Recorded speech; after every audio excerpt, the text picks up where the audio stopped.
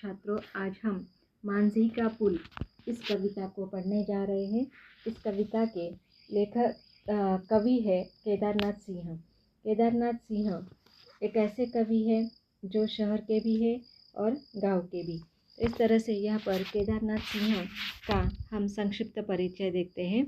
केदारनाथ सिंह को भारतीय ज्ञानपीठ पुरस्कार से सम्मानित किया गया था। इनका जन्म 7 जुलाई 1934 ईस्वी को बलिया जिले यानी उत्तर प्रदेश के चकिया गांव में हुआ था। उन्होंने काशी हिंदू विश्वविद्यालय से 1956 ईस्वी में हिंदी में एमए किया था। फिर 64 में पीएचडी की उपाधि प्राप्त की थी। कुछ वक्त उन्होंने गोरखपुर में हिंदी के प्राध्यापक का भी काम किया था। फिर जवाहरलाल नेहरू विश्वविद्यालय में भारतीय भाषा केंद्र के बतौर आचार्य और अध्यक्ष भी काम किया। वे आज्ञे द्वारा संपादित तीसरा सप्तक के एक प्रमुख कवि रहे हैं। केदारनाथ सिंह की कविता में गांव और शहर का द्वंद्व साफ नजर आता है। केदारनाथ सिंह की काव्य संवेदना का दायरा गांव से शहर और शहर से गांव तक परिव्याप्त है। वे एक साथ गांव के भी कवि हैं और शहर के भी कवि हैं। दरअसल केदारनाथ पहले गांव से शहर आते हैं और फिर शहर से गांव। इस यात्रा के क्रम में गांव के चिन्ह शहर में और शहर के चिन्ह गांव में ले आते हैं। तो जब हम प्रस्तुत कविता देखेंगे तो हमें वही दिखाई देगा। केदारनाथ सिंह की कविताओं में जीवन की स्वीकृति है, यानी चाहे वह शहर हो चाहे वह गांव हो, वहाँ जो कुछ भी अनुभव वे लेते हैं उन्हें स्वीकार करते हैं। परंतु इस तरह की कविताओं को देखकर यह कविता आस्तिक हमें नहीं दिखाई देती। तो इस तरह से नास्तिक अर्थात यहाँ पर जो नकारात्मकता है उसको दिखाने की कोशिश की है। तो मांझी का पुल, यह मांझी यह गांव का नाम है और उस गांव का जो पुल है उस पुल का वर्णन यहाँ पर किया गया है। मैंने पहली बार, देखिए हम आप प्रस्तुत कविता देख लेते हैं पहले। मैंने पहली बार स्कूल से लौटते वक्त उसकी लाल लाल ऊंची मेहराबें देखी थी। यह सदियों के शुरू के दिन थे जब पूरब के आसमान में सरसों के झुंड की तरह डैने पसारे हुए धीरे धीरे उड़ता है मांझी का पुल। वह कब बना था कोई नहीं जानता। किसने बताया था मांझी का पुल? यह सवाल मेरी बस्ती के लोगों को अब भी परेशान करता है। तुम्हारे जन्म से पहले, कहती थी दादी, जब दिन में रात हुई थी। इससे भी पहले, कहता है गांव का बूढ़ा चौकीदार। क्या यह सच नहीं है कि एक सुबह इसी तरह किनारे के रेती पर पड़ा हुआ था मांझी का पुल? बंसी मल्लाह की आंखें पूछती है। लाल मोहर हल चलाता है और ऐन उसी वक्त जब उसे खैनी की ज़रूरत महसूस होती है, बैलों के सींगों के बीच से दिख जाता है मांझी का पुल। देखिए अगले पेज पर हम पढ़ रहे हैं। झपसी की भेड़े उसने बारहा देखा था। जब चलते चलते थक जाती है तो मुंह उठाकर उस तरफ देखने लगती है जिधर मांझी का पुल है। मांझी के पुल में कितने पाए हैं? 19 कहता है जगदीश। 20 रतन हज्जाम का ख्याल है। कई बार यह संख्या 23 या 24 तक चली जाती है। क्या दिन के पाए रात में कम हो जाते हैं? क्या सुबह सुबह बढ़ जाते हैं? मांझी के पुल के पाए। मांझी के पुल में कितनी ईंटें हैं? कितनी अरब बालू के कण? कितने खच्चर? कितने बैलगाड़ियाँ? कितनी आँखें? कितने हाथ चुन दिए गए हैं मांझी के पुल में? मेरी बस्ती के लोगों के पास कोई हिसाब नहीं है। सच्चाई यह है, मेरी बस्ती के लोग सिर्फ इतना जानते हैं कि दोपहर की धूप में जब किसी के पास कोई काम नहीं होता तो पके हुए ज्वार के खेत की तरह लगता है मांझी का पुल। मगर पुल क्या होता है? आदमी को अपनी तरफ क्यों खींचता है पुल? ऐसा क्यों होता है कि रात की आखिरी गाड़ी, देखिए अगले पेज पर, जब मांझी के पुल की पटरियों पर चढ़ती है तो अपनी गहरी नींद में भी मेरी बस्ती का हर आदमी हिलने लगता है। एक गहरी बेचैनी के बाद मैंने कई बार सोचा है, मांझी के पुल में कहाँ है मांझी, कहाँ है उसकी नाव। क्या तुम ठीक उसी जगह उंगली रख सकते हो जहाँ हर पुल पर बिछी रहती है एक नाव। मछलियाँ अपनी भाषा में क्या कहती है पुल को, सुंस और घड़ियाल क्या सोचते हैं कछुओं को। कैसा लगता है पुल जब वे दोपहर बाद की रेती पर अपनी पीठ फैलाकर उसकी मेहराबें सेकते हैं। मैं जानता हूँ मेरी बस्ती के लोगों के लिए यह बहुत बड़ा आश्वासन है कि वहाँ पूरब के आसमान में हर आदमी के बचपन से बहुत पहले ही चुपचाप टंगा है मांझी का पुल। मैं सोचता हूँ और सोचकर कांपने लगता हूँ। उन्हें कैसा लगेगा अगर एक दिन अचानक पता चले वहाँ नहीं है मांझी का पुल। मैं खुद से पूछता हूँ, कौन बड़ा है, वह जो नदी पर खड़ा है मांझी का पुल, या वह जो टंगा है हर आदमी के अंदर। इस तरह से यह कविता काफ़ी लंबी है, लेकिन यहाँ पर मांझी के पुल देखते हैं हम। जो अंतिम पंक्ति है उसमें काफ़ी अध्यात्म जैसी बात लग रही है, लेकिन अगर हम सीधे सीधे पढ़े मांझी का पुल तो यहाँ पर स्पष्ट है कि एक नदी होगी और काफ़ी गहराई या उसकी चौड़ाई अधिक होने के कारण वहाँ पर एक पुल बनाया गया है। और वह पुल के बारे में जो कवि है हमारे केदारनाथ सिंह किस तरह से अपनी राय रख रहे हैं, कुछ गाँव वालों के जो उसके बारे में जो जानकारी है, जो इतिहास है उस पुल के पीछे का, वो बताने की कोशिश कर रहे हैं। तो उसे हम देखते हैं। मैंने पहली बार स्कूल से लौटते हुए उसकी लाल लाल ऊंची मेहराबें देखी थी। यह सदियों के शुरू के दिन थे, सर्दियों के। तो इस तरह से यहाँ पर कवि जो है हमारे केदारनाथ सिंह, उन्होंने जब पहली बार मांझी के पुल को देखा था जब वे स्कूल से लौट रहे थे।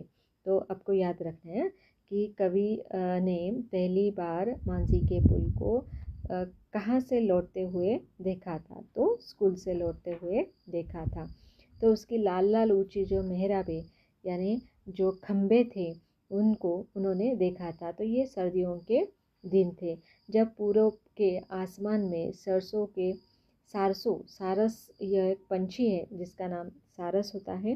तो उसके झुंड होते हैं और उनके जो पंख होते हैं वह काफ़ी लंबे लंबे होते हैं। तो डैने पसारे हुए यानी पंख पसारे हुए धीरे धीरे उड़ता है मांझी का पुल। तो इस तरह से काफ़ी लंबा यहाँ पर यह जो मांझी का पुल है वह कवि बताना चाहते हैं, जैसे मानो सासों का झुंड हो। वह कब बना था कोई नहीं जानता। तो इसका यहाँ पर थोड़ा संक्षेप में इतिहास बताने की कोशिश की है। तो इस तरह से देखिए, वह कब बना था कोई नहीं जानता, किसने बनाया था मांझी का पुल, यह सवाल मेरे बस्ती के लोगों को अब भी परेशान करता है। तुम्हारे जन्म से पहले, कहती थी दादी, जब दिन में रात हुई थी, इससे पहले, कहता है गांव का बूढ़ा चौकीदार। तो इस तरह से यहाँ पर जो चौकीदार है वह कहता है कि एक दिन दिन रात हो गई थी, अर्थात आप कल्पना कर सकते कि यहाँ पर जिसे सूर्य ग्रहण कहा जाता है, तो वह सूर्य ग्रहण जब हुआ था तब यह मांझी का पुल बना था। इस तरह की बात शायद उस साल, यानी सूर्य ग्रहण तो वैसे हर साल नहीं होता, तो एक विशिष्ट उसका समय होता है, उसका तय इस तरह का साल होता है। तो इस तरह से वह बताने की कोशिश कर रहा है उसके हिसाब से। और हमारे कवि की जो दादी है वह कहती है कि तुम्हारे जन्म से पहले वह हुआ था। तो इस तरह से सभी परेशान है क्योंकि उनको ठीक से पता नहीं है कि वह पुल कब बना था। क्या यह सच नहीं है कि एक सुबह इसी तरह किनारे की रेती पर पड़ा हुआ था मांझी का पुल। तो इस तरह से यहाँ पर जब ये बना होगा तो वह कैसे बना होगा इसकी कल्पना वह कर रहे हैं। देखिए, पड़ा हुआ था मांझी का पुल, बंसी मल्लाह की आंखें पूछती है, लाल मोहर हल चलाता है। तो लाल मोहर नाम का व्यक्ति है जो हल चलाता है खेत में। और देखिए, और उसी वक्त जब उसे खेने की ज़रूरत महसूस होती है, बैलों के सींगों के बीच से दिख जाता है मांझी का पुल। तो इस तरह से यहाँ पर हम जानते हैं ना, जो कृषक होते हैं, जो किसान होते हैं, वे जब भी अपना काम करते हैं तो उन्हें, जिसे हम तंबाकू कहते हैं, उसे हिंदी में खैनी कहा जाता है। तो उसे खाने की उनकी एक तलब होती है। तो वह जब खाने लगता है तो मानो दोनों बैलों के बीच के जो सींगों के बीच यहाँ पर मांझी का पुल दिखाई देता है। तो ये एक उदाहरण यहाँ पर कवि देने की कोशिश कर रहे हैं। देखिए, झपसी भेड़े उसने बारहा देखा था। तो इस तरह से 12 यानी अनेक गाँव उन्होंने देखे थे जब चरते चरते। झपसी, शायद यहाँ पर झपसी के भेड़े, तो झपसी नाम का कोई व्यक्ति है, तो उसने, या आप कल्पना कीजिए कि ऐसे झुंड में रहने वाले काफ़ी जो भेड़े होते हैं, तो उन्होंने काफ़ी गाँव देखे होते, क्योंकि जैसे गर्मी हो या बरसात के पहले खाने के लिए कुछ नहीं होता तो वे घूमते रहते हैं अपने भेड़ों को चराने के लिए। तो ये जो लोग होते हैं, तो उन्होंने काफ़ी गांव देखे होते हैं, अलग अलग प्रदेश में घुमाते हैं। देखिए, जब चरते चरते थक जाती है तो वह उठाकर उस पर देखने लगती है जिधर मांझी का पुल हो। तो इस तरह से वह चर चर कर, अर्थात यहाँ पर खाने के लिए कुछ ना होकर वह चलते चलते थक जाती है, और जब थकती है तो ऊपर देखती है तो उसे मांझी का पुल दिखाई देता है। अभी यहाँ पर फिर एक प्रश्न है कवि को कि ये जो मांझी का पुल है, उसके जो पाए, अर्थात उसे बनाने के लिए, उसको आधार देने के लिए जो खंभे बनाए गए हैं, वह है कितने?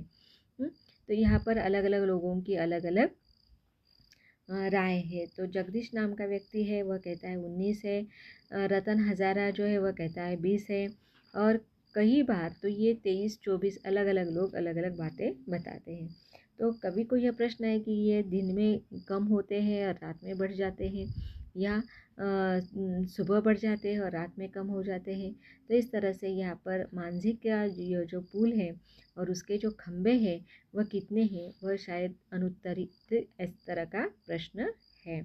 मांझी के पुल पर कितनी ईंटें हैं? अभी ये तो बिल्कुल सूक्ष्म इस तरह का वर्णन या कल्पना जो है वह कवि करते हैं कि पता नहीं इसको कितनी ईंटों से बनाया गया होगा, कितने अरबों बालू के कण इसमें लगे होंगे, कितने खच्चर, बैलगाड़ियाँ और कितनी आँखें, अर्थात कितने कारागिर यहाँ पर कारागिरों ने अपना योगदान दिया होगा, अपना पसीना बहाया होगा, श्रम किया होगा, तब जाकर ये मांझी का पुल बना है। कितने हाथ चुन दिए गए होंगे मांझी के पुल में।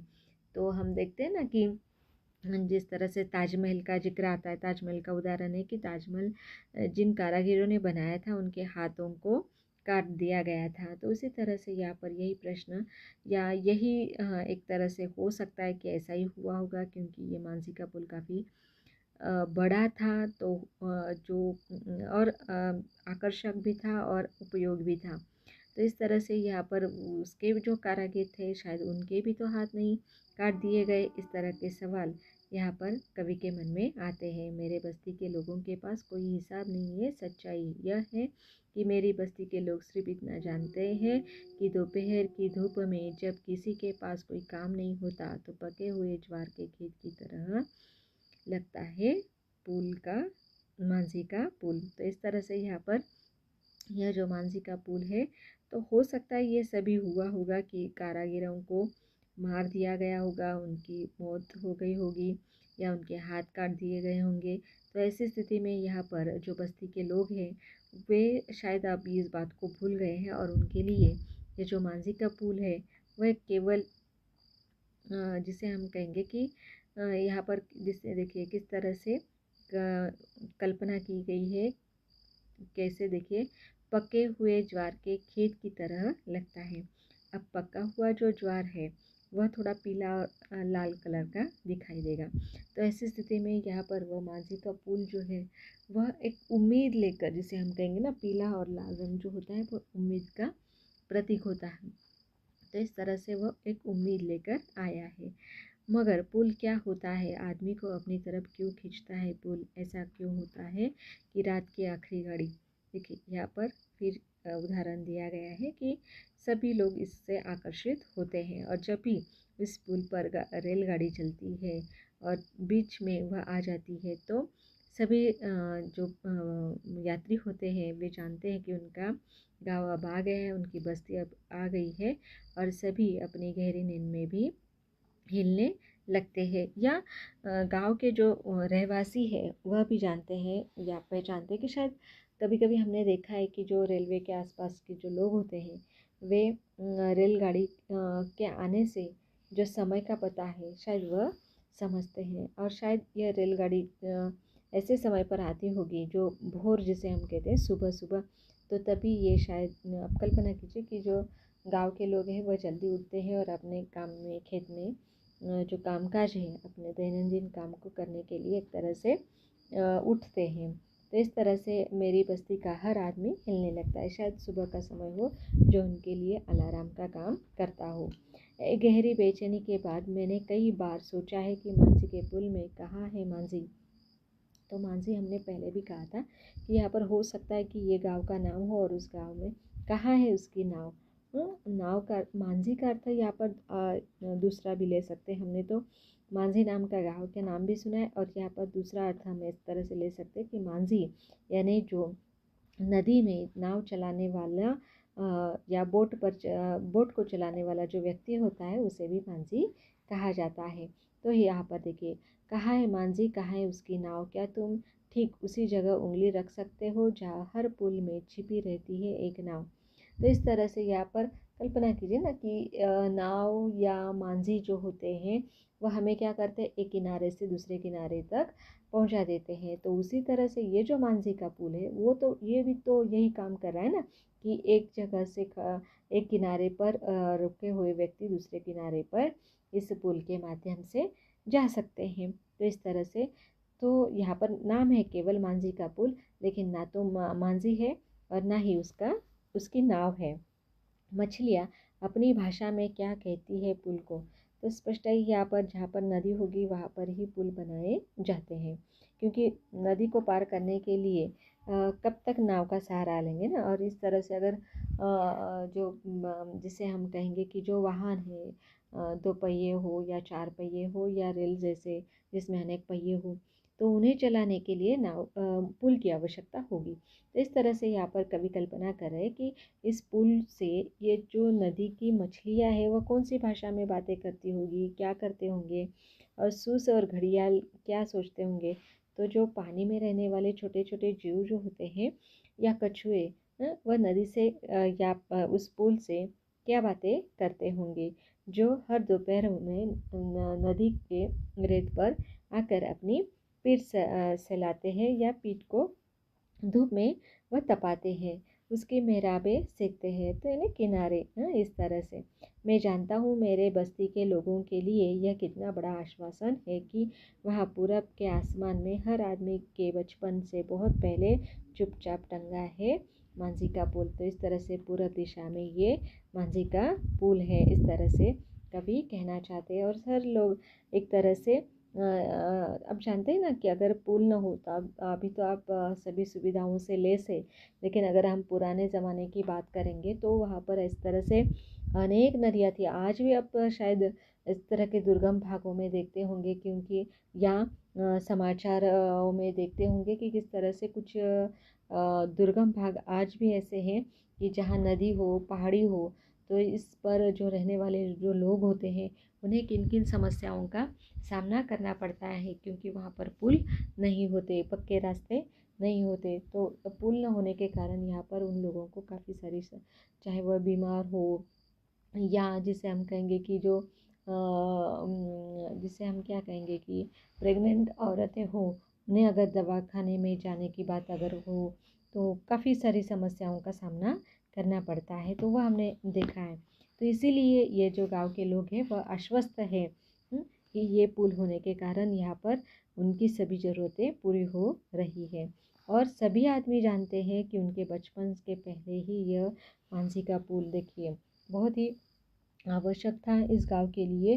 तो ये मांझी का पुल बना हुआ था।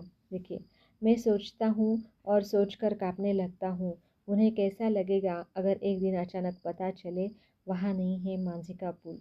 तो बहुत बहुत ज़रूरी है कि यहाँ पर जो इस तरह की आवश्यकता है, जो सड़क है या परिवहन के जो साधन है और उसके लिए जो मार्ग है वह बहुत ही महत्वपूर्ण है। और अगर ये मांझी का पुल नहीं रहेगा तो किस तरह से वहाँ पर उन लोगों की क्या दशा होगी।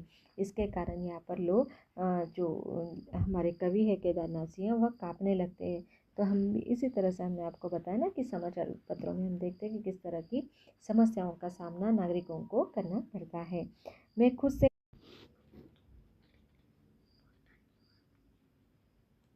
इस तरह से हमने देखा कि मांझी का पुल किस तरह से होना चाहिए ताकि वह हमें एक दूसरे से जोड़ने के लिए एक मजबूत इस तरह की नींव बने, आधार बने, मार्ग बने।